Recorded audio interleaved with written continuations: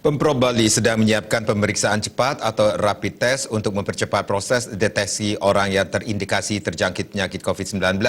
Rapid test akan segera dilaksanakan jika alat yang diperlukan sudah tersedia.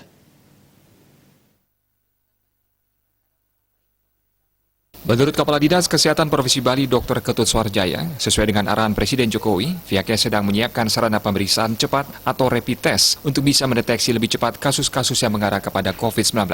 Rapid test akan diprioritaskan bagi orang-orang yang berstatus orang dalam pemantauan atau ODP dan para tenaga kerja yang bekerja di luar negeri dan baru tiba di Bali. Diakuinya saat ini pelaksanaan rapid test masih terkendala ketersediaan alat yang pengadaannya sedang diupayakan secara mandiri dengan menggunakan dana APBD. Saat ini persediaan rapid test kita belum punya. Kita sedang berupaya untuk mengadakan ya dengan dana APBD.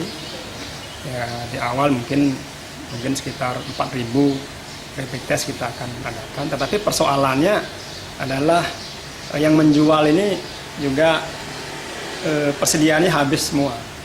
Tapi kami akan terus berupaya.